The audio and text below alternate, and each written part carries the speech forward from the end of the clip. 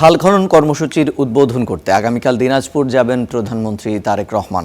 এ সম্পর্কে আমরা আরও জানবো সহকর্মী মোস্তাফিজুর রহমানের কাছ থেকে। তিনি দিনাজপুর থেকে আমাদের সঙ্গে সরাসরি যুক্ত হচ্ছেন। মোস্তাফিজ, আপনার কাছে জানতে চাই, আগামীকাল প্রধানমন্ত্রীর এই কর্মসূচি ঘিরে কি কি আয়োজন রয়েছে, কোন কোন কর্মসূচিতে তিনি যোগদান করবেন জানাবেন। ধন্যবাদ রিশাদ। আগামীকাল খাল খনন যে কর্মসূচি রয়েছে সেখানে দিনাজপুরের কাহারোল উপজেলার শাহপাড়া যে খালটি রয়েছে সেখানে খনন কর্মসূচির মাধ্যমে এটি উদ্বোধন করবেন প্রধানমন্ত্রী তারেক রহমান। একই সাথে এই কর্মসূচির মাধ্যমে সারা দেশে একযোগে 53টি জেলায় এই খাল খনন কর্মসূচির উদ্বোধন করা হবে। এখন আমি দাঁড়িয়ে আছি দিনাজপুর গড়ে শহীদ মাঠে। এখানে তিনি আসবেন, তো এখানে যে ইফতার এবং সুধী সমাবেশ রয়েছে সেখানে তিনি অংশ নেবেন।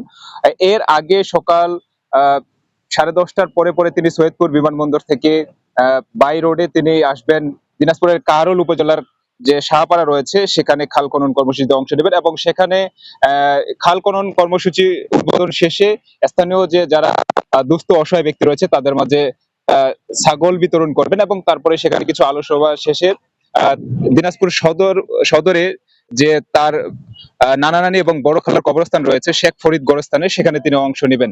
সেখান থেকে শেষ করে দিনাজপুর সার্কিট হাউসে তিনি কিছুক্ষণ বিশ্রাম নেওয়ার পর এই মাঠে যেখানে মঞ্চ প্রস্তুতি কাজ চলছে সেখানে তিনি সুধী সমাবেশে এবং ইফতার মাহফিলে অংশ নেবেন। তার এই আগমনকে ঘিরে পুরো শহর নিরাপত্তা চাদরে ঢেকে দেওয়া হয়েছে। সব ধরনের সাজ রব চলছে। তার আগমনকে ঘিরে যারা নেতাকর্মী রয়েছেন, স্থানীয় রয়েছেন, তাদের মধ্যে যে আনন্দ উচ্ছ্বাস সেটি আমরা লক্ষ্য করেছি।